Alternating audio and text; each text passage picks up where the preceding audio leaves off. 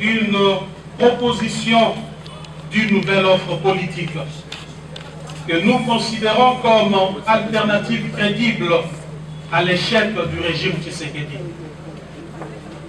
Mesdames et messieurs, s'agissant de l'absence d'une vision claire et d'un leadership convaincant dans le chef du président Félix Tshisekedi, il est important de rappeler qu'en tant qu'acteurs, nous avons cru, comme beaucoup d'entre vous, que le parti de la gauche congolaise, fondé au prix de tant d'efforts et d'abnégation, sous la conduite du redoutable Etienne Tshisekedi Wamulumba, heureuse mémoire, et dont nous sommes incontestablement l'héritier idéologique, tiendrait ce rôle d'opérer le changement profond en vue de bâtir un État pour sortir le peuple congolais de l'extrême pauvreté. Nous avons essayé en vain de rappeler à l'ordre jour et nuit celui avec qui nous avons pensé incarner la dite vision qui consiste en une gestion qui consiste à l'amélioration des conditions sociales de nos populations à travers une gestion orthodoxe de la chose publique, d'où la célèbre phrase « le peuple d'abord ». Hélas, en l'absence d'une vision claire dans le chef du président Félix Tshisekedi, pour faire décoller le Congo, nous assistons malheureusement à des tâtonnements et des essais-erreurs dans le principe sacro-saint et inviolable qui caractérisait notre orientation politique en matière de gestion de la chose publique. Le peuple congolais fait au quotidien face à la montée vertigineuse des prix des denrées de première nécessité qui ont atteint leur instabilité sans précédent, alors que le gouvernement publie des statistiques de poids erronées et manipulées, vantées jour et nuit, ne reflétant aucune réalité des terrains.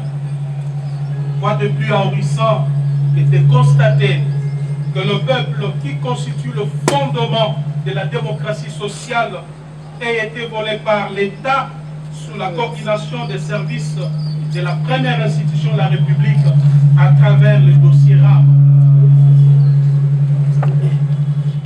Le fonctionnaire, l'enseignant, le militaire et le policier qui devaient bénéficier tout simplement de l'amélioration réelle de leur salaire minimum garanti restent toujours bernés par des suppléments propagandistes paradoxalement à leur panier de la ménagère et sans repère ni soubassement dans le calcul de la base salariale. Il va sans dire que le gouvernement a abandonné sa mission principale. Le peuple est désormais face aux dirigeants irresponsables. L'absence des mesures rationnelles d'encadrement de la gratuité d'enseignement, fondamentale bien entendu, fait chuter la qualité de l'éducation nationale, alors que l'accès aux soins de santé primaires de la population devient un cauchemar sous le régime des jouisseurs. Mesdames et messieurs, nous avons à son temps demandé la réduction du train de vie des animateurs des institutions. Cette réduction cadre avec la vision socialiste qui devrait guider toute action politique d'un régime dirigé par, entre guillemets, un tshisekidiste. Mais hélas, on a vu par contre la mise en place d'un système corrompu de kamikazes en enrichissement illicite, pillage et détournement des deniers publics. L'absence du leadership politique responsable au sommet de l'État a exposé le pays à une diplomatie de complexe et de complaisance sans anticipation aucune.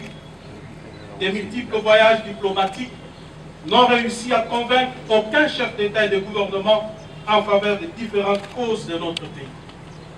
La situation d'insécurité à l'est du pays, dont les ennemis sont connus et que nous avions eu l'occasion de dénoncer les dangereux rapprochements en son temps, est la preuve éloquente que les déficits du leadership et des capacités à prendre des décisions fermes et courageuses en interne et vis-à-vis de ceux qui nous menacent pour apporter le soulagement à nos populations de l'Est tant meurtri et démontré.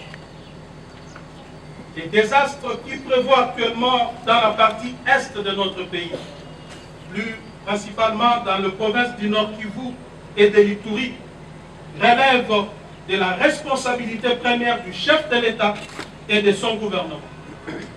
Il s'agit de rappeler que les dirigeants actuels n'ont entrepris aucune réforme de notre système de défense et de sécurité. Pire encore, les militaires et les policiers vivent dans des conditions exécrables. Depuis que M. Félix Tshisekedi est au pouvoir, vous en doutez, il n'a jamais songé à doter ne serait-ce que l'uniforme aux militaires et policiers. Si tel est le cas, que dirions-nous alors des armes et des munitions qui sont indispensables pour toute campagne militaire afin de protéger la population? Dans ces conditions, il est clairement établi que le système en place expose la République, le peuple congolais, ainsi que ses ressources naturelles. Quant à nous, nous visons l'amélioration des conditions de vie de nos populations à travers une classe moyenne. Mesdames et messieurs, au regard de ce tableau sécuritaire sombre, il est clair que M. Félix Tshisekedi, aujourd'hui, doit être considéré comme un danger au sommet de l'État.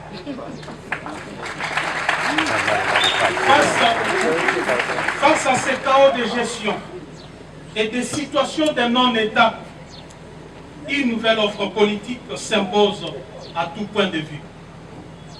Cette offre politique que nous proposons à travers l'Alliance pour le changement consiste en la transformation de l'homme congolais, à la refondation de l'État, la mise sur pied d'un modèle économique et financier favorable au contexte congolais et à la révolution sociale à travers une gestion rationnelle et raisonnable de nos ressources et richesses naturelles.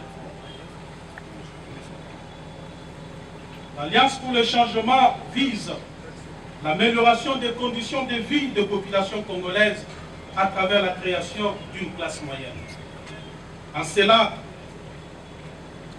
elle se veut le champion de la pratique de l'équité, de la justice et du droit, de la protection et la sécurité sociale, ainsi que de la quête permanente du bonheur partagé, en réalisant un équilibre intelligent entre l'État, le patronat et les salariés. En mettant en œuvre des mécanismes nouveaux de redistribution équitable des richesses du pays et de contrôle des finances publiques, tout en luttant contre la corruption, l'impunité, le tribalisme, les trafics d'influence, le clientélisme, le népotisme et le laxisme payant dans la gestion de la chose publique. Nous disons bref les antivaleurs qui caractérisent le système Tshisekedi actuellement. Nous envisageons donc imposer demain l'ordre et la discipline dans ce pays. Aussi, l'Alliance pour le changement s'attellera à moderniser les méthodes de renseignement et de défense nationale pour faire face à la montée de l'insécurité dans la partie est de la République et à travers tout le territoire national, à former des unités d'élite et à renforcer la formation de jeunes aux valeurs citoyennes et au service national obligatoire, à réformer les systèmes de l'éducation et des institutions publiques sociales, à propulser l'agriculture, la pêche et l'élevage pour renforcer notre capacité d'autosuffisance alimentaire, à construire et à réhabiliter les infrastructures sociales de base, à promouvoir l'entrepreneuriat local en vue de booster l'émergence des petites et moyennes entreprises pour mener le pays vers l'industrialisation, à promouvoir le tourisme et l'art, à engager une diplomatie pragmatique de puissance et d'action, à réformer radicalement la justice et l'administration publique. Mesdames et messieurs, voilà en gros en quoi consiste notre vision. Néanmoins, nous sommes tenus de vous informer que jusqu'ici, le régime en place ne nous a pas encore délivré l'arrêté d'enregistrement pour nous permettre de fonctionner, alors que nous avons introduit la demande d'enregistrement de notre formation politique depuis le 14 juin 2022 au cabinet du vice-premier ministre, ministre de l'Intérieur.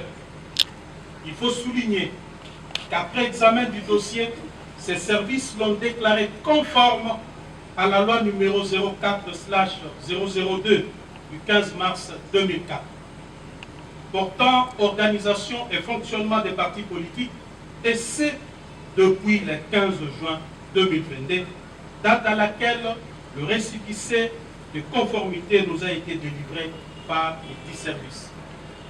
Sur ces refus d'enregistrer notre parti, nous avons décidé de fonctionner désormais conformément aux dispositions pertinentes de l'article 14 de la loi sus-évoquée. Je cite: si à l'expiration du délai de 30 jours, ouvrable après les dépôts, le ministre est en défaut de décider, le parti politique est considéré comme enregistré. Le ministre est tenu de lui délivrer un arrêté d'enregistrement dans les délais de 15 jours. À défaut, le récépissé du dépôt tient lieu d'enregistrement. Fin de citation. À ce jour, nous sommes le 18 juillet 2022, soit 34 jours après le dépôt du dossier. Le parti est donc d'office fonctionnel au regard de la loi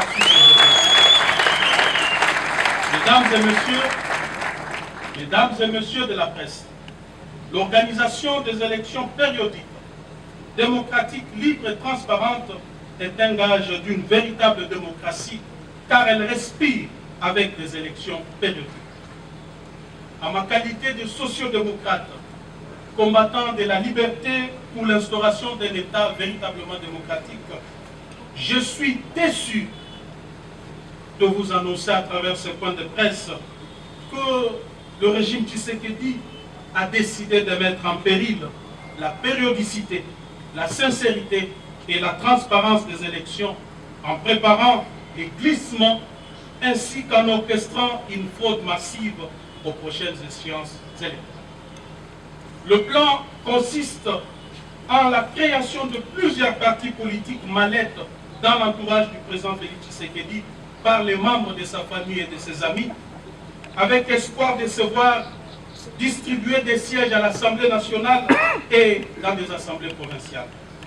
Ces plans funestes, dont se vante avec fierté et assurance d'ores et déjà les précités, visent à s'attribuer par des mécanismes frauduleux, vous vous en doutez, 300 sièges à la Chambre basse et laisser 200 pour les autres formations politiques. J'avais eu le courage en son temps de m'en prendre vertement à certains dans l'entourage du président Félix Tshisekedi pour dénoncer ces plans qui ne cadrent ni avec la vision, ni avec l'idéal pour lequel nous nous étions bâtis près des 4 décennies. J'avais également discuté plusieurs fois avec le président Félix Tshisekedi quant à ces plans, tout en lui rappelant l'épisode noir du carton jaune du 19 décembre 2016. Marche organisée par le docteur Etienne Tshisekedi afin d'exiger la tenue des élections dans les délais constitutionnels où Félix Tshisekedi et moi-même étions dans la rue. Ces jours-là, nous avions assisté à un carnage où plusieurs jeunes avaient péri la vie et le soir du même jour, le siège de l'UDPS avait été plastiqué et 7 personnes qui périrent calcinées. Cet épisode sombre de notre histoire commune traduisait non seulement notre engagement à l'instauration d'un État véritablement démocratique, fondé sur les valeurs qui sous-tendent toute société moderne, mais aussi le caractère cosmogonique de notre combat au regard du nombre de victimes enregistrées dans nos rangs, que nous considérons à juste titre comme des martyrs de la démocratie. Et j'avais dit au président Tshisekedi qu'elle n'est pas organisé des élections libres démocratique et transparente dans les délais constitutionnels, en dépit du bilan largement négatif, trahirait notre idéal de combat, détruirait le mythe d'Étienne Tshisekedi et cacherait sur la mémoire de nos martyrs. Eu égard à tout ce qui précède, mes chers amis, vous allez constater avec moi que les divergences de vues et persistantes étaient des tailles entre moi et le président Félix Tshisekedi. C'est comme ça qu'en ce jour, devant vous, je lance un appel au peuple congolais, à tous ceux qui avaient cru dans le combat d'Étienne Tshisekedi, de se mobiliser pour barrer la route à ces régimes, des irresponsables jouisseurs qui se définissent comme antithèse du Tshisekedisme. Ne pas les faire pour risque de pérenniser la souffrance et le maintien de la République dans le sous-développement avec péril de plonger le pays dans une guerre civile inutile. M. Tshisekedi doit désormais savoir que cette manœuvre ne passera pas. Et je m'engage personnellement à affronter aux côtés du peuple cette machination. Parce que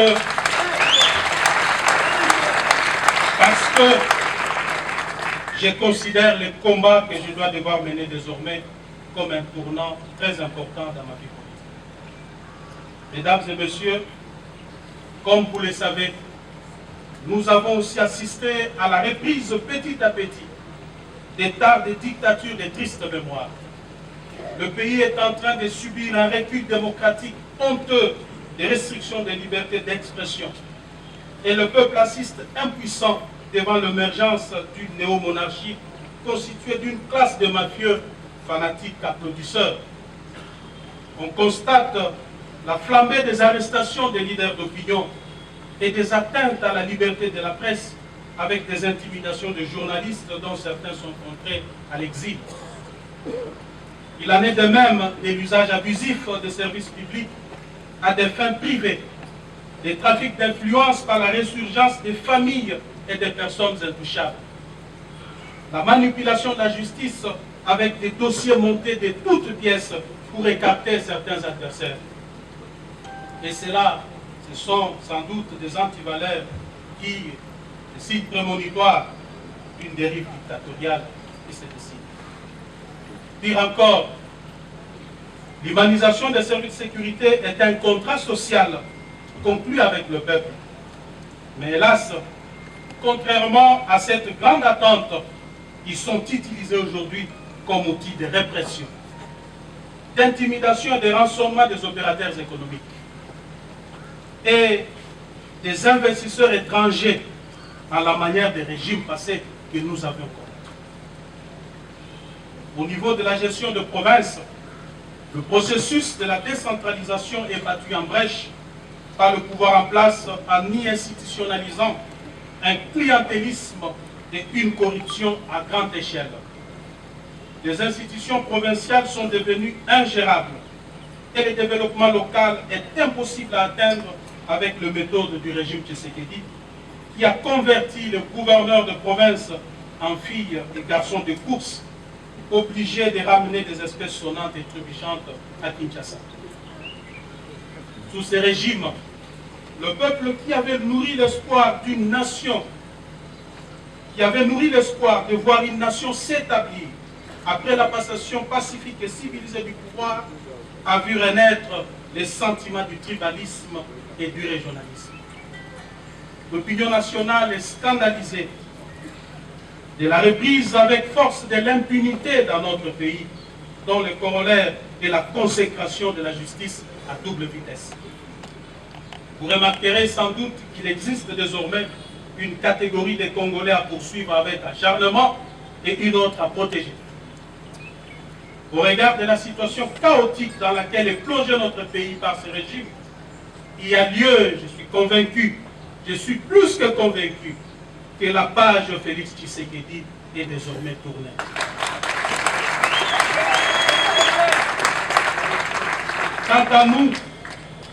Quant à nous, notre responsabilité première sera celle de mobiliser le peuple souverain en vue de mettre fin à cette prédation qui s'est installée dans les institutions du pays. Il est temps de sauver le bateau Congo avant qu'il ne chavire complètement avec son commandant de bord qui les fait naviguer sans boussole ni repère.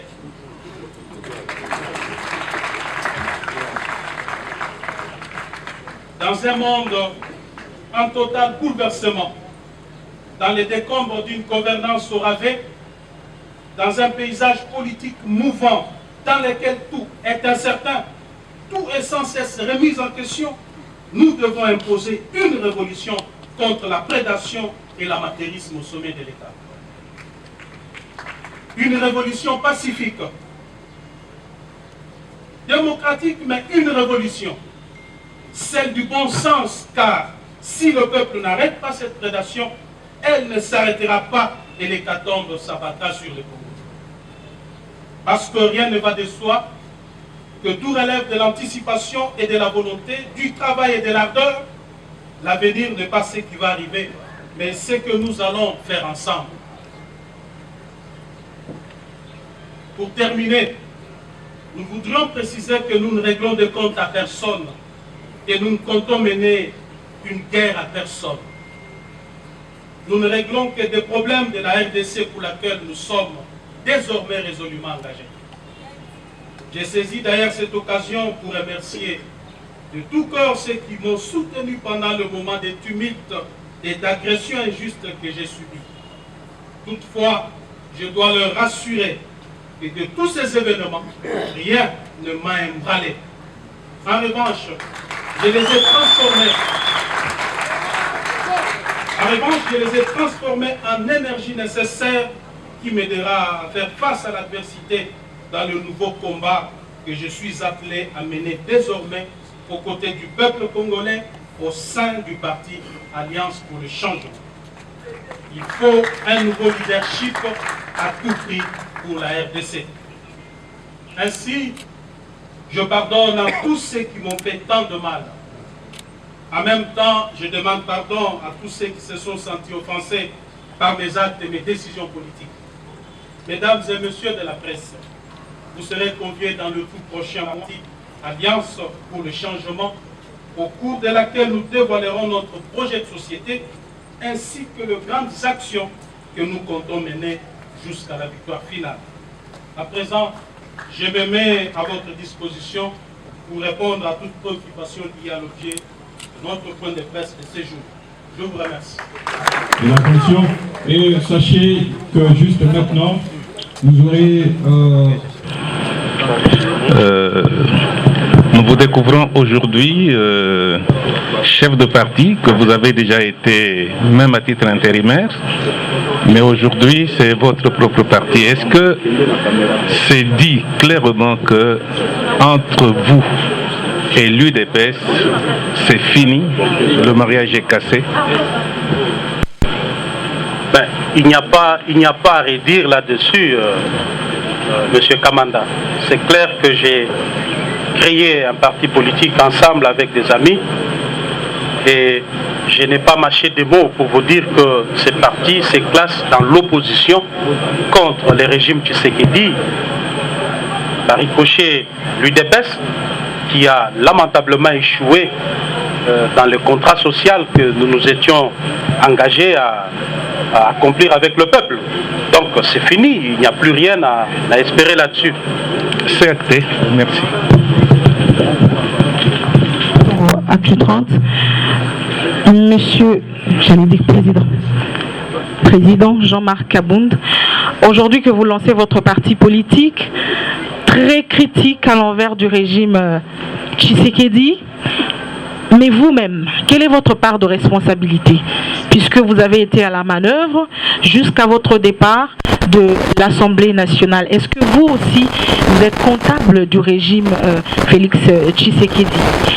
2023 pointe à l'horizon. Vous avez déjà une candidature en vue, vous-même. Comment ça va se passer pour 2023, pour la candidature présidentielle? Merci. Merci beaucoup, Madame Rachel. Ma responsabilité, si je dois l'établir, je pourrais encore regretter ici pourquoi avoir contribué substantiellement à ce que Félix Tshisekedi soit président de la République. Mais je ne veux pas regretter pour ça parce que j'étais chef du parti, j'étais chef dans ces partis-là. Étant donné que tout parti politique a pour vocation la conquête du pouvoir, son exercice et sa conservation, je suis tenté de ne pas regretter aujourd'hui pourquoi avoir consacré mes énergies et mes forces afin que l'UDPS accède au pouvoir. Mais tout simplement, je regrette l'échec de celui en qui nous avions placé notre confiance et je crois que c'est une page que nous devons tourner rapidement.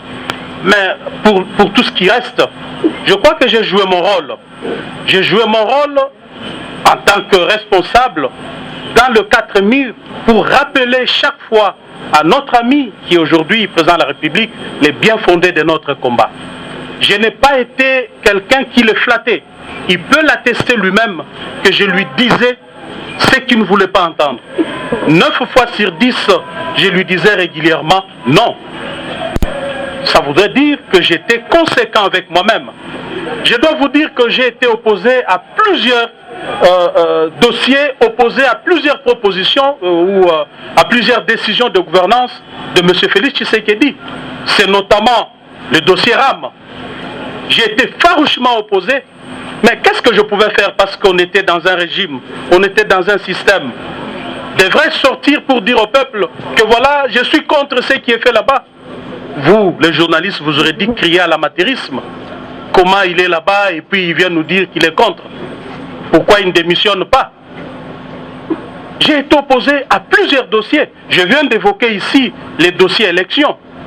Quand j'ai appris tout simplement qu'un plan s'est tissé autour du président Félix pour gagner 2 ans de glissement, remettre tout le monde dans la gestion, les affaiblir, puis organiser des élections où la tricherie était en train de se préparer parce que beaucoup se vantaient déjà d'avoir la CENI et la Cour constitutionnelle. J'ai dénoncé cela. Je lui ai dit que ceci ne cadre pas avec notre vision. J'aimerais bien, parce que j'étais même frauduleux, il n'y a qu'un seul mécanisme pour conserver le pouvoir, c'est rencontrer les besoins du peuple. Accomplir la partie de son contrat. Je lui ai dit, Monsieur le Président, je suis actuellement chef du parti. Tout ce que moi je vous demande, donnez-moi le bilan. Aux prochaines élections, je vous donne une majorité. Mais s'il n'y a pas de bilan, il ne faut rien espérer. Je ne ferai pas de la magie. Je le lui ai dit. C'était en privé. Malheureusement, je ne pouvais pas sortir, convoquer la presse pour dire, voilà, je viens de dire au président Tshisekedi ceci ou cela. Madame, je crois que je sors de cette histoire avec une conscience tranquille pour avoir joué complètement mon rôle d'un véritable Tshisekediste. Et le fait même que j'avais décidé de démissionner et quitter le pouvoir est un signe clair que je n'étais pas d'accord avec la gestion du pays par Félix Tshisekedi et par ricochet. Je ne peux pas regretter quoi que ce soit parce que je n'ai aucune responsabilité à porter là-dessus. Par rapport à 2023, madame, nous venons de créer un parti politique. Ce n'est ni un parti de mal-être. Vocation, d'abord un parti qui est créé sur base d'une vision claire, d'un ancien opposant qui a été au pouvoir, qui redevient opposant avec toutes les expériences possibles de l'opposition et de la gestion. Alors, en tant que parti politique, notre objectif serait de conquérir le pouvoir pour concrétiser notre vie. Je vous ai dit ici que notre vision, je l'ai même résumée. Je l'ai résumée. Elle consiste en quoi? La réformation de l'homme congolais. La refondation de l'État. Nous considérons l'État comme la superstructure sans laquelle aucune société moderne ne peut être battue. Sinon, vous allez vivre dans une jungle comme on est en train de le vivre. Nous avons parlé aussi de la mise sur pied de modèles économiques et financiers adaptés au contexte congolais. Et enfin, nous parlons de la révolution du social des Congolais. Vous allez voir que le social du Congolais que beaucoup de politiciens, des candidats présidents vont vous brandir des mains dans leur campagne pour dire voilà, nous allons construire des routes, nous allons construire des hôpitaux, nous l'avons relégué à la fin. Parce que nous estimons, dans l'Alliance pour le changement, que la priorité des priorités, le vrai problème dans ces pays, c'est d'abord l'homme congolais, mais ensuite l'absence de l'État comme superstructure sur laquelle doit être bâtie toute vision, tout projet de société. Sans un État, rien ne peut être fait. Donc l'État que moi je suis en train de viser ici, c'est le Léviathan. L'État, c'est la force qui écrase tout. L'État, on ne l'affronte pas. L'État, on ne le défie pas. L'État n'a peur de personne. C'est la force. L'État couvre tout le monde. Les chefs de l'État, sa famille biologique, ses amis sont tenus par l'État. Il n'y a personne qui peut se substituer à la place de l'État ou être au-dessus de l'État. C'est ça notre accompagner quelqu'un. Nous allons nous battre en 2023 pour la conquête du pouvoir au sommet jusqu'en bas. Du combat que vous aussi vous aviez mené à l'époque, est-ce que vous allez vous allier aussi aux autres qui sont opposants à ce régime pour pouvoir combattre ce que vous avez dénoncé ici comme fraude électorale? Merci. Merci beaucoup, madame, pour la question. Je crois qu'à ce niveau de revivre l'éternel recommencement, cet éternel recommencement voudrait dire quoi? Ceux qui sont au pouvoir, ils sont ennemis du peuple, et ceux qui sont dans l'opposition sont chuchotés par le peuple, portés par le peuple. Ils composent un attelage mal assorti. Dès qu'ils accèdent au pouvoir, du coup, ils deviennent aussi des démons. Ceux qui étaient démons au pouvoir hier, par manque de résultats de ceux qui sont au pouvoir aujourd'hui, redeviennent saints, et c'est un cercle vicieux. L'Alliance pour le changement voudrait casser ce cycle infernal qui plonge le pays dans le désastre. Ça voudrait dire quoi, madame? Ça voudrait dire que toute alliance sera basée sur une vision. Toute alliance sera basée sur des idéologies. Notre parti, je vous l'ai dit, c'est un parti socialiste, de la social-démocratie. Donc, on voudrait bien savoir quelle est la vision politique de tel ou de tel, quelle est son appartenance idéologique, afin que nous puissions réfléchir sur ce que nous pouvons faire demain ou après-demain. Mais quant à l'attelage mal assorti, ce que les Kinois appellent Sanguissa, nous ne serons pas prêts à faire cela parce que nous avons vu les dégâts que cela a causé au pays. C'est comme si on était dans une sorte de course à l'accession du pouvoir. Juste pour accéder au pouvoir, c'est partagé entre acteurs politiques et du coup, on prend le peuple en otage parce que ce n'est pas la vision qui guide l'action politique, mais plutôt les intérêts, notamment le partage de pouvoir, le partage du gâteau bien entendu, et les intérêts que cela procure. Donc demain, l'AC va s'engager dans le processus électoral pour gagner les élections à tous les niveaux. Mais nous ne fermons pas la porte. Nos portes sont ouvertes pour des personnes crédibles, des personnes qui partagent les mêmes convictions que nous, des personnes qui ont la même vision que nous. Mais si tel n'est pas le cas, nous avancerons. Et maintenant, et le chef de l'État et sa famille politique, surtout son entourage. Mais nous rappelons par exemple que l'incident, la goutte d'eau qui a fait déborder le vase, c'était votre intervention dans la solution de l'incivisme routier que nous constatons jusqu'à maintenant. Parce que vous étiez indigné, vous avez estimé que vous devrez contribuer à mettre un peu de l'ordre dans ce secteur-là. Et ça vous a valu ce que ça vous a valu. Bon, je ne sais pas, aujourd'hui on se rend compte, honorable Jean-Marc Aboud, que ce phénomène en tout cas s'est accentué. Ces derniers temps, on a affaire à des mototaximens, par exemple, ils sont même à la base des accidents et ils se font justice. Dernièrement, il n'y a pas longtemps sur la route des poids lourds, ils ont brûlé la Jeep de quelqu'un qui n'était même pas fautif dans cet accident-là. Je ne sais pas, au-delà des actions ponctuelles que vous menez à l'époque et qui vous ont valu en tout cas des déboires avec le pouvoir actuel, est-ce que vous avez vous-même et votre parti une solution pour mettre fin en tout cas à ces phénomènes qui entrent vraiment d'endeuiller beaucoup de familles et puis de terroriser pratiquement beaucoup de Congolais? Merci. Merci beaucoup. Quand c'était passé, j'étais chez moi ici j'ai passé en revue les tours des médias audiovisuels. J'ai vu comment les journalistes, leurs invités étaient en train d'analyser. Deux fois, j'étais surpris et choqué d'entendre ce qui sortait de la bouche et de certains journalistes et de certains politiques. Mais merci beaucoup, Monsieur Jean, pour avoir dit que j'ai contribué, en menant ces actions, j'ai contribué au civisme routier dans ce pays. Vous savez, au jour d'aujourd'hui, si j'ai eu à le faire hier, les gens parfois me taxaient d'arrogant. Oh, mais comment lui, le premier vice-président, il se permet de freiner tout ça? Est-ce que j'avais besoin, tout premier vice-président de l'Assemblée que j'étais, j'avais besoin de démontrer quoi que ce soit à un usager de la route?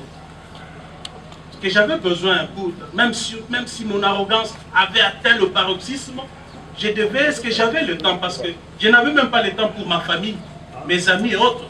Comment je pouvais avoir le temps de me balader et faire quoi que ce soit?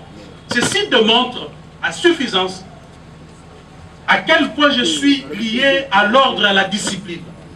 Je me posais moi-même la question de dire, mais si je ne le fais pas, parce que 2023 approche, ça retombera sur moi en tant que chef du parti et un élément clé du pouvoir. C'est comme ça que vous m'avez vu, par exemple, dépasser par les événements. J'étais appelé à toucher à gauche, à droite. Ce n'était ni de l'arrogance, ni parce que je manquais à faire. Mais aujourd'hui, que j'en ai assez parce que mes amis ne m'ont pas compris, je suis opposant. Je ne vois pas de solution à donner à cela, monsieur. Nous allons tous constater, malheureusement, avec le peuple, que le pouvoir en place est incapable d'imposer l'ordre et la discipline dans ce pays.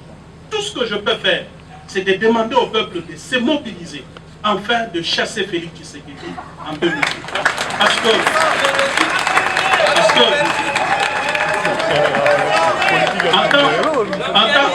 en tant qu'opposant maintenant, je ne serai là que pour constater aussi comme tout le monde. Je ne me permettrai jamais de descendre même pour faire une petite remontrance à un chauffeur, n'est-ce pas? Donc, d'ailleurs, je vais exploiter cela pour bien écraser ces régimes des incompétents qui parfois vous ne faites pas attention.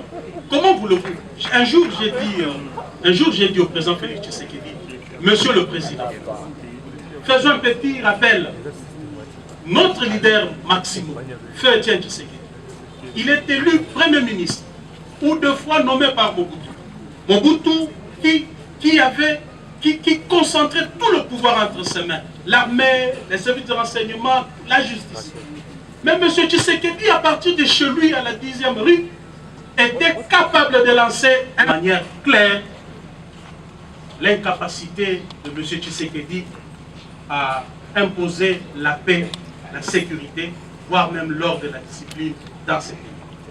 J'ai vu malheureusement, quand le M23 a pris Bunagana, donc quand le feuilleton M23 commençait, les manipulateurs de ce pouvoir montaient des messages dans des laboratoires, des services, pour dire voilà, il faut être patriote, le pays est agressé, allons faire ceci contre le Rwanda, faisons cela contre le Rwanda. J'ai vu même de jeunes gens marcher contre, faire un sit-in devant l'ambassade du Rwanda. Et beaucoup se sont posé des questions. Mais pourquoi l'honorable Kabound n'a même pas fait un tweet? Il n'en a pas même évoqué. Je n'ai pas parlé. Parce que je considère que ce qui se passe, on est en train de manipuler l'opinion et le peuple. Ici, il est question d'un État. Je vous ai dit ici qu'un État, c'est ça notre incarnation. Donc l'État est là. L'État, on ne l'attaque pas, on ne le bouge pas. L'État, c'est le sommet. Au-dessus de l'État, il n'y a rien. Lorsque M. Tshisekedi ne maîtrise pas la notion de l'État, voilà que nous sommes en train d'assister des choses auxquelles lui pense que c'est de la blague. L'État, ce n'est pas la 10e rue où on pouvait s'aventurer à faire ceci ou cela. L'État, c'est l'État. Il a ses mécanismes et ses moyens de fonctionnement qui requièrent de l'intelligence, de l'anticipation, de la sagesse dans les chefs de celui qui l'engage. Comment voulez-vous que la partie Est soit sécurisée dès lors que nous n'avons pas une politique claire en matière de défense et de sécurité? Dès lors que nous n'avons pas, le régime Tshisekedi jusqu'à aujourd'hui n'a investi rien, ni dans l'armée, ni dans la police. Comment voulez-vous que l'on puisse faire face à des nations autour de nous qui, d'ailleurs, sont en train de faire des efforts dans ce domaine? Donc aujourd'hui, le peuple congolais, plus particulièrement dans la partie Est, est sacrifié du fait que Félix Tshisekedi n'est pas en mesure d'imposer la paix dans cette contrée. On voudrait dire que le Rwanda agresse le Congo à travers le M23. C'est bon bien. C'est bon bien parce que la scène internationale, elle est ce qu'elle est. Ne pensez pas que nos voisins, tels qu'ils nous entourent là, ce sont nos amis. Ils sont en même temps amis, ils sont en même temps ennemis. C'est ça les relations internationales. Les pays sont des acteurs sur cette scène. Ils n'ont pas d'amis, ils n'ont pas d'ennemis. Mais ce sont des monstres froids. Alors, on a 9 voisins, on a 9 amis et 9 ennemis en même temps. Aujourd'hui, nous parlons du Rwanda. Mais demain, ça peut être Brazzaville. Pour mine de rien, il y a une histoire, elle nous déclare la guerre. Demain, ça pourrait être l'Angola. Pour un petit accrochage, l'Angola se décide. Il nous déclare la guerre. Que sera le Congo? Que sera son peuple? Si nous sommes en train aujourd'hui de nous lamenter parce qu'un groupe armé, soutenu par le Rwanda soit-il, est en train de semer désolation dans toute la partie est du pays. Mais si alors demain, un État nous déclarait la guerre, ou encore je voudrais aller plus loin, si c'est le Rwanda lui-même qui se décide alors de dire, voilà, je ne vous fais pas la guerre à couvert, je vous déclare la guerre. Donc nous allons fuir ces pays, n'est-ce pas? Nous allons donc fuir ces pays. Nous irons faire nos marches de soutien au FRDC en dehors de ces pays. Moi, je pense qu'au lieu de faire des marches de soutien au FRDC, nos FRDC n'ont pas besoin de soutien des civils. Surtout pas dans les réseaux sociaux, à travers des tweets, à travers des messages. C'est une aliénation de tout un peuple. En lieu et place de faire des marches de soutien au FRDC, en lieu et place de marcher contre l'ambassade du Rwanda, je crois que le peuple congolais aurait bien décidé de marcher contre Tshisekedi et son gouvernement pour exiger des actions plus concrètes afin de sécuriser la partie Est. Le peuple congolais aurait plutôt marché pour dire à Tshisekedi qu'il devait être le plus ferme possible parce qu'il est chef de l'État, il est commandant suprême des forces armées, c'est lui qui devait donner les tons. A contrario, on voit un chef de l'État qui pense que le pays va bien. À le voir comme ça, vous ne sentez pas que ce monsieur a un pays qui a un problème. Surtout qu'il ne se permet pas de passer de bons week-ends. Chaque week-end, c'est la poule douce. Vous voyez, avec une situation pareille, il ne faudrait pas aller chercher le diable ailleurs. Le diable se trouve chez nous. Je dois vous dire que ces pays, en fait, vivent la théorie de l'éléphant dans la pièce. Vous savez, la théorie de l'éléphant dans la pièce, c'est que nous sommes en train de penser que la faute c'est l'autre. Alors le vrai problème est dans la maison. On ne fera aucun ménage, on n'arrangera rien aussi longtemps que l'éléphant est dans la pièce. ozoloba nini par rapport nango et puis rapidement na ndako na yo donc bayaki ko saccager bakutaki ndako moko na bakisi na biteko ya elongi ya Tshisekedi ozoloba nini par rapport nango et puis pona nini pe parti na yo otiaka na limité na boulevard du Temple. Mon cher ami, tes questions de fond ne sont pas venus parler de Jean-Marc Kaboun, de sa vie, ce qu'il a fait. Hein?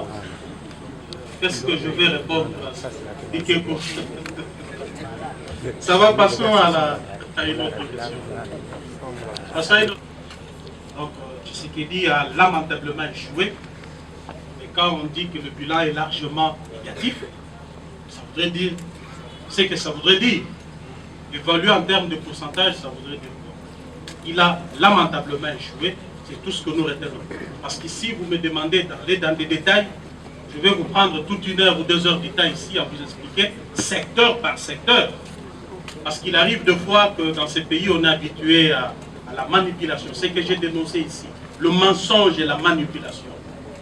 On résume le bilan de tout un régime par des histoires fades. Parce qu'on a construit une école à gauche, on a construit une route de 100 km à droite et on dit que le bilan est positif. Non, le bilan d'un régime doit être global. Il doit intégrer tous les aspects de la vie. Un régime, lorsqu'il travaille dès le début, d'ailleurs je vous ai dit ce que je ne vous ai pas dit, la vision c'est quoi? Quand on dit que quelqu'un a une vision politique, ça voudrait dire qu'il connaît le problème de son pays, il envisage des solutions qu'il compte y apporter, et quand on met le problème et les solutions sur la balance, c'est ce qu'on appelle vision politique. Donc, quand on connaît bien son pays, on peut se dire aujourd'hui qu'avant d'accéder au pouvoir, j'ai trouvé mon peuple avec un taux d'accès à l'eau à tel pourcentage. J'ai trouvé mon peuple avec l'accès à l'électricité à tel pourcentage. J'ai trouvé mon peuple avec l'accès aux soins de santé de qualité à tel pourcentage. J'ai trouvé mon peuple avec l'accès à un logement décent à tel... Tout ça, ça fait partie de la globalité de la vie dans une nation. Et quand on évalue un régime, on l'évalue de manière globale. Pas sur base de 10 km de route ou de 2 écoles construites à gauche et à droite. Je trouve que ça, on est habitué. On est en train de flouer le peuple. Et ça, c'est depuis la nuit des temps. Que chaque fois qu'un régime est là, on vous brandit une école construite à gauche. On vous brandit 2 fois dans les réseaux sociaux. C'est des montages qu'on fait. Et le peuple, pour dire au peuple que voilà, le bilan est positif. Moi, je crois que nous devons évaluer un bilan sur base des éléments globaux qui constituent la vie socio-économique, environnementale de l'homme congolais. Merci. Ok, à présent. Il vous souviendra que lorsque j'étais au bout de mes souffles, lorsque je me suis senti à la fin parce que je ne pouvais plus continuer, j'ai eu à dénoncer. Consultez bien l'histoire de ces palais. Je parle bien du palais du peuple. Consultez son histoire. Depuis notre accession à l'indépendance, y a-t-il eu un jour un vice-président de cette chambre, élément clé du pouvoir, qui a décidé de descendre du perchoir pour dénoncer l'hypocrisie du régime auquel il appartient? Avez-vous vu ça? Je suis le premier à l'avoir fait. Donc si je l'avais fait, ça voudrait dire qu'en aparté, j'ai beaucoup fait. Je vais vous donner une anecdote sur le dossier RAM. Vous savez, quand cette histoire s'est tissée, moi-même je n'étais pas informé. Moins encore le parti que j'ai dirigé à l'époque. Nous n'étions pas informés. Mais d'ailleurs, je ne savais même pas la définition de RAM. C'est quoi RAM?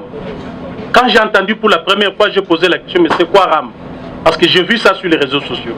Et du coup, l'affaire s'est enflammée. J'ai essayé de consulter la loi, j'ai compris que c'était anormal. Mais ce que je vous dis, je vais citer des témoins, ils sont encore vivants. Vous pouvez aller leur poser des questions. À la veille de la motion qui a été initiée contre le ministre du Pétentique, nous sommes allés, moi, le Premier ministre, le ministre du Pétentique, les DG de la RPTC et un sujet, un expatrié, je crois, ça peut être un Français. Nous sommes allés voir le chef de l'État pour discuter sur la question RAM. J'ai dit clairement au chef de l'État, devant tous ces témoins, qu'on devait tout de suite arrêter parce que cela s'apparentait à une escroquerie. Une taxe, une imposition ne peut reposer que sur la loi. Ça, c'est la Constitution. Et ce qui se passe, et d'ailleurs, lorsqu'on impose ou on taxe, l'argent doit aller directement dans le compte du trésor public. Étant donné que l'argent de RAM ne va pas dans le compte du trésor public, et cela ne repose pas sur une disposition légale, Monsieur le Président, nous devons arrêter ça parce que ça risque de nous poser d'énormes problèmes. Alors, la réponse était que mais oui, mais est-ce qu'on doit le faire parce que là il y a la pression de l'opposition, ça donnera l'impression que nous, on a failli devant l'opposition, nous devons résister. J'ai dit, Monsieur le Président, il n'est pas question de l'opposition, mais il est question du peuple. Nous devons écouter le peuple. Bon, ça va, on va d'abord alléger. On a allégé. Est-ce que vous saviez que ce que je vous dis ici avait eu lieu? Mais je ne pouvais pas sortir sur la place publique pour le dire. Que maintenant, là, je viens de dire au chef de l'État, ceci ou cela. Je vais aller plus loin. Un mois plus tard, je fais appel à un grand ami du président de la République chez moi ici. Je ne vais pas encore citer son nom parce qu'il est encore vivant. C'est Mwadiam Vita, le DG du journal officiel. Je lui ai dit, toi tu es ami du chef de l'État. Écoutez ce que je compte aller lui dire. Je préfère que tu sois là. Le dossier RAM, c'est vrai, on l'a arrêté, mais il se pose un sérieux problème. Le chef de l'État doit communiquer, il doit parler, il doit communiquer sur cette question. Il doit dire au peuple combien d'argent a été mobilisé dans cette histoire. Et parce que cet argent n'est pas entré directement dans le compte du Trésor public, il doit présenter au peuple des projets concrets que cette somme devra financer. Si il ne le fait pas, je suis convaincu que ça sera un caillou dans sa chaussure. Un jour, j'ai craint qu'il ne puisse répondre de cette histoire. J'en ai parlé à moi d'Anvite et je suis allé personnellement dire la même chose au chef de l'État. Je lui ai dit, Monsieur le Président, convoque une conférence de presse, communique le montant de l'argent que RAM a récolté. Dis au peuple ce que cet argent va faire. Non seulement le dire, mais pour moi je propose même qu'il y ait des projets concrets déjà entamés que vous allez devoir montrer au peuple que voilà, moi j'ai entendu de montants 300 millions, 350, 500 millions, je ne sais pas. Mais vous dites, si c'est 300 millions, voici tel projet va nous coûter 30 millions, voici tel projet va nous coûter 40 millions, voici 100 millions et l'affaire RAM est terminée. Si vous ne le faites pas, je crains qu'un jour, vous puissiez courir derrière le barreau dans ces dossiers. Mes chers amis, avez-vous entendu que dans un régime, depuis notre accession au pouvoir, quelqu'un a dit ça à un président de la République, son bras droit lui a dit ça? Je suis parfois l'unique dans ces pays qui a eu le courage de dire au chef de l'État des choses impossibles. Il y a beaucoup de choses que je ne peux pas vous dire ici. Je lui ai dit beaucoup de choses. Et curieusement, ça créait un fossé entre moi et lui. Tellement que les divergences étaient devenues des tailles. Certaines personnes ont commencé à lui dire que monsieur Kabound ne te respecte pas, Kabound est trop arrogant, il se croit, il pense que c'est lui le président. Des histoires à dormir debout tout simplement parce que j'étais dans la vérité et je disais ce que je pensais être vrai, un homme libre, un tshisekédiste convaincu. Ce n'est pas le pouvoir qui devait changer ma perception des choses. Je vous dis, j'ai gardé la même vision, la même perception que j'avais dans l'opposition pendant toutes ces 3 années passées au pouvoir. Et j'en suis fier. Voilà tout.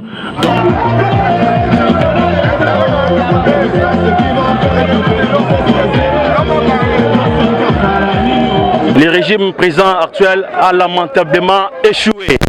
A lamentablement échoué. Et par rapport à la nouvelle vision, qui est notre modèle, notre président Jean-Marc Kabound, qui est notre président national du parti, Oazali, président Nabiso, il y a assez.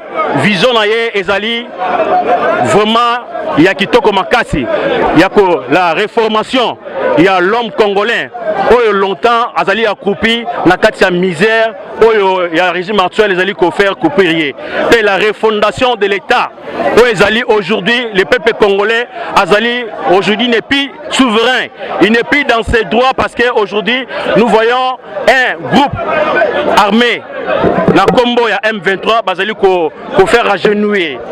Donc la vision ya président Jean-Marc Kabound alobi non avec de telles histoires oyo lelo pepe azali ko lela oyo senge na ye ale kana ko tia ordre na sommet peuple d'État ali ko chouer. Donc vision ezali ke azwa pouvoir lobby pour azong se makambo na kati ya mulongo. Donc voilà, merci. Viva Jean-Marc Kabound, président. Sois bravo. Sois bravo.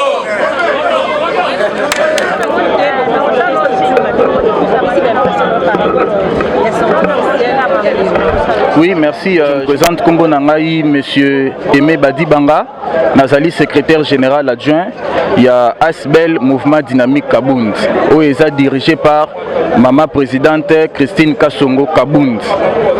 Alors, les lots Ndenge Toyaki qui accompagné président Jean-Marc Kabound, et Zalaki Namoulou Mnene pe na journée historique, Oyo Tobenga qui journée de vérité. Binomoko Batouya Presse Bolandi, Makamno Salobi, il faut changement Ezala na Katamboka. Combat Oyo na parti Oyawuti, Oyo Zalaki mené tout ce temps, a remarqué que Ezalaki abouti te. Yangwa lobité, na zonga lisusu, na ba Kongomani elongo, bisono soto bunda lisusu pona ko remettre mboka et si il faut par rapport à la grandeur pe mboka na biso. Alors a outi ko le rappelle lisusu que prochainement dans les jours à venir, sortie officielle de Kosalama. Alors MDK toza implanté partout. Na niveau national, na niveau Afrique, na niveau Amérique, Europe et Asie. Toza très près à accompagner mokonzi na biso Jean-Marc Kabound na manifestation wana ya sortie officielle. Et tozo profiter pe na micro na bino to benga batu nyonso oyo bakolinga ko rejoindre Mouvement Dynamique Kabound ba contacter 081 18 36 141 081 18 36 141 bakoza bongo secrétariat général ya Mouvement Dynamique Kabound pona tokende kopesa maboko et pas Jean-Marc Kabound oyo aza na vision makasi pe munene pona mboka na biso ya Congo. Merci. Bon, écoutez, Madame Vanicia, je suis satisfait de se retrouver devant des journalistes parce qu'aujourd'hui, le fils idéologique d'Étienne Tshisekedi Wamolumba, Oyo Aoutikopé, ça mène à vision pour le Congo uni et prospère. Oyo Komema Bishonabino pour refondation des véritables états de droit. Et nous sommes satisfaits aujourd'hui parce que notre vision est répandue sur la République démocratique du Congo et nous vous demanderons que vous puissiez lancer dans une bataille qui va nous ramener un Congo uni, prospère. Oui, le président Jean-Marc Kabound a été très important que y ait une stratégie nyonso il y a opposition mais tandis que PUDPS il y a une stratégie parce que la stratégie en question pour ça ensemble est-ce que vous avez mesure c'est bon de retrouver la chaotique. Merci beaucoup madame et je voudrais revenir lorsque mon mato à l'IDPS il avait dit que non même si Nganga a formé moi naé à Tikalakana secret moko Ponaï Moko, c'est-à-dire Jean-Marc Kabound Oyazalaki bâton de commande à l'IDPS, il est revenu pour dire que non, le Lokouana et Tikalake Panaï, parce qu'il a dit ici, il est le vrai fils idéologique d'Étienne Tshisekedi Wamolumba. Donc Azana secret wana opposition, je crois que jusqu'à aujourd'hui, il détient ça et nous sommes déterminés de chasser M. Félix Tshisekedi en 2023. Non. En 2023, est-ce que vous s'attendre à une élection? Ce qui se colle l'élection ils en 2023, quelle serait votre réaction? En fait, nous n'allons pas accéder à un glissement encore dans ce pays. Notre mentor était tout à fait clair sur cette question. Nous avons lutté aux côtés de Félix Tshisekedi pour le respect de la Constitution. Et donc, cautionner encore un glissement dans ce pays, c'est inadmissible. Ensemble avec notre peuple, nous allons arrêter.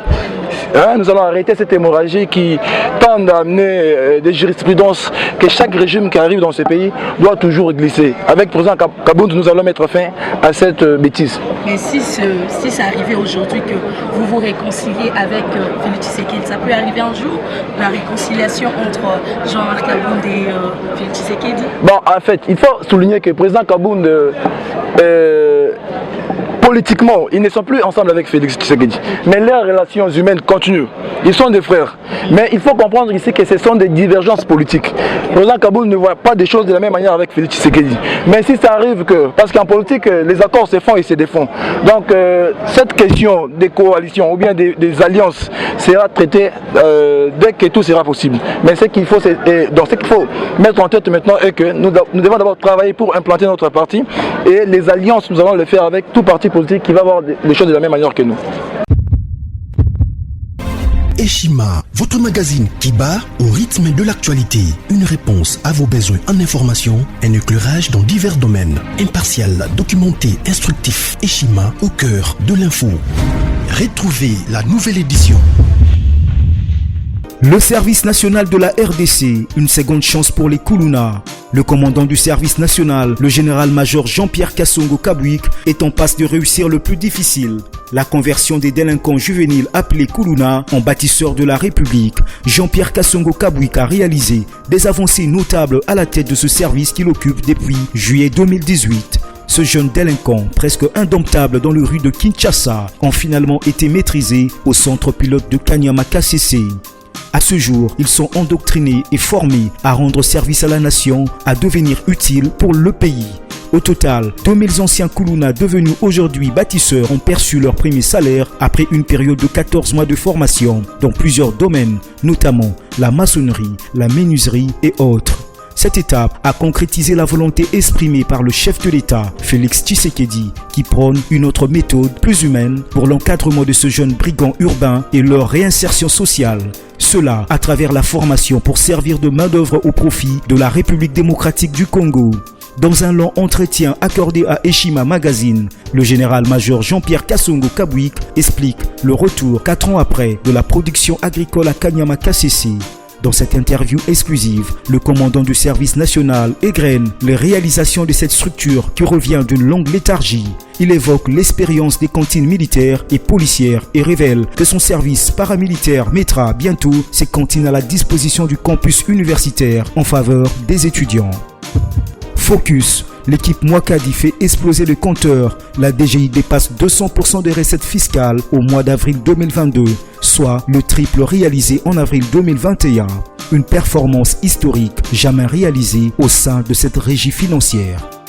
À lire également, les FARDC progressent de 5 places au monde selon le classement établi par Global Power. Analyse de l'état de siège décrété depuis 1 an dans les provinces de l'Ituri et du Nord Kivu. Découvrez également plusieurs autres sujets à lire dans ce nouveau numéro. Retrouvez l'intégralité du magazine Eshima dans les kiosques. Eshima Magazine, un nouveau standard d'information.